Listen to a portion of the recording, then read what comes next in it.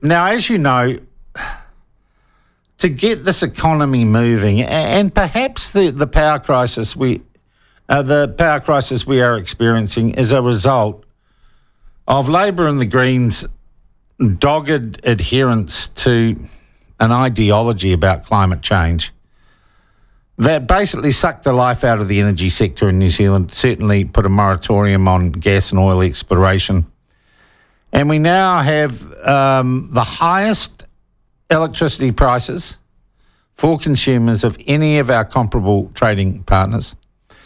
We have Methanex, a major business, shutting down because it can't get LNG.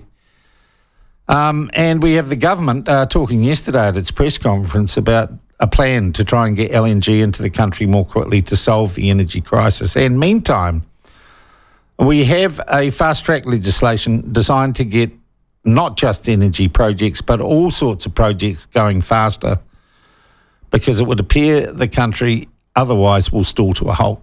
But there have been changes to that legislation. Why and what are they? To discuss this, we're joined by Shane Jones, the Resources. Is that right? Resources Minister? Minister for Resources. Sure. Okay. Minister Not of Resources. Okay, Minister for... You don't have enough resources probably, Shane, do you?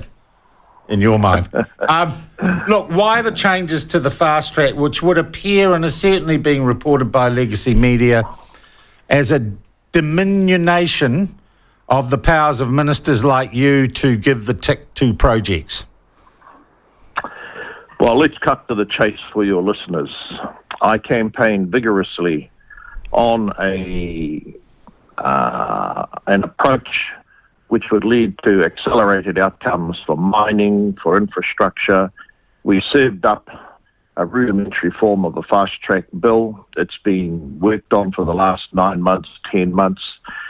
And the trade-off was, ought politicians to remain exclusively in control of the final outcome, or should we tighten up the criteria and leave it to a panel of suitably qualified people, given that the criteria of the fast track is unashamedly development. It's unashamedly expediting infrastructure. And whilst I was as keen as mustard to remain the ultimate decision maker, other politicians pointed out to me, well, what's going to happen one day, Shane, when you're not around? And the goddaughter of Eugenie Sage washes up into politics. How would you like it then if that person is the ultimate decision maker? Ah, okay. Actually, that's not a bad thought. You can see how that might be problematic, as they say on the left.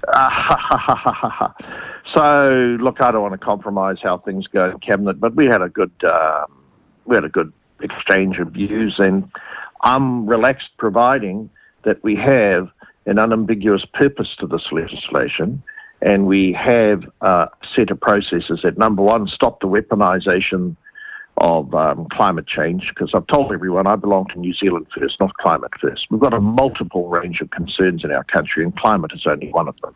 And I actually think the majority of Kiwis are turning off the hysteria, the shrillness, and quite frankly, the falsehoods about climate. All right, so how will it work? The ministers go, yep, we like that one, and then do the experts run their ruler over it?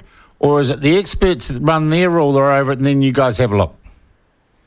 No, the experts will run their ruler over it. Their predominant task is to append the necessary conditions against the criteria. We don't want any conditions that fail a cost-benefit analysis. I mean, the Brynderwins, when they spent the dough fixing up the road south of Whangarei, there was all this catastrophization around frogs. There's thousands of frogs in the Brynderwins on State Highway 1. Most of them are being eaten unreliably formed by the wild pigs. Mm-hmm. So that type of cost-benefit analysis will feature. But I say again, this will be law. The law clearly contemplates development outcomes that are positive for the nation. No more weaponisation, no more people from distant areas being able to claim standing and undermine the decision-making process, because it's all about acceleration in our new statute. All right. Gosh, if we'd had some accelerated energy development, I don't know, in the last 10 years, we might not be in the terrible situation we are with electricity at the moment. And as you mentioned, the fast-track legislation about developing our mineral assets, I wonder if you have any comment. If you read mainstream or legacy media during the visit of Antonio Guterres, the United Nations Secretary General, one would be forgiven for thinking that he only came to New Zealand to tell us off for resuming prospecting for oil and gas. That was the way they wrote it. Can I ask you just quite directly, was anything to do with the government's reversal of Labor and the Greens' moratorium on mineral and energy exploration?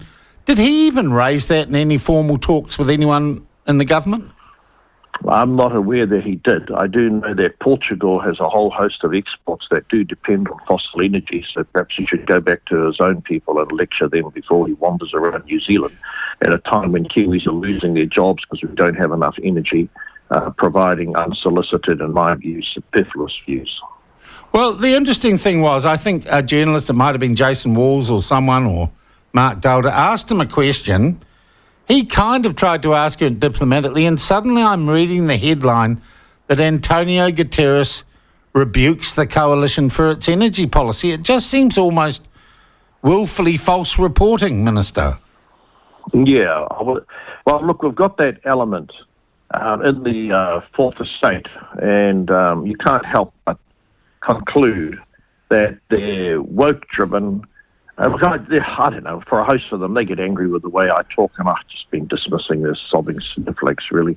We've got big trouser issues to sort out, which is the closure of industry, deindustrialization, all so we can pursue fanciful fairy tale outcomes at the altar of climate change to suit international observers at a time when China and India are developing coal-fired power stations hand to the fist. Minister, yesterday, that press conference at the Beehive, all about energy, but really, getting LNG in here by 2026 isn't going to make my or anyone else's power bill less next month. What can you do about supply right now and prices right now as the gentailers are making a bloody killing off us? Yeah, I think the most important thing that Minister Simeon talked about yesterday was the review. Without a doubt, there is something putrid at the heart of the rules and regulations of our electricity sector. I know that the gentailers are expecting to have work done on them as to whether they should be broken up.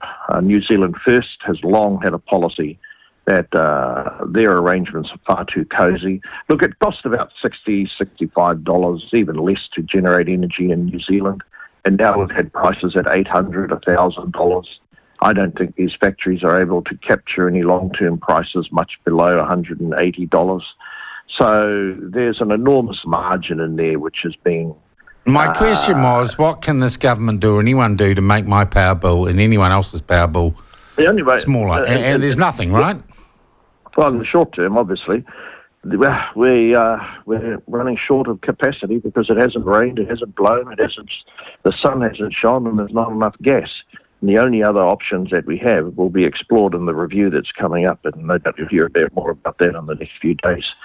Look, I think at a one level, if you're a big user, Rio Tinto decided to stay in New Zealand because the gentailers gave them a deal that made it worthwhile staying in New Zealand. I don't see if there isn't a reason that the gentailers don't slip a solid to other big users of energy.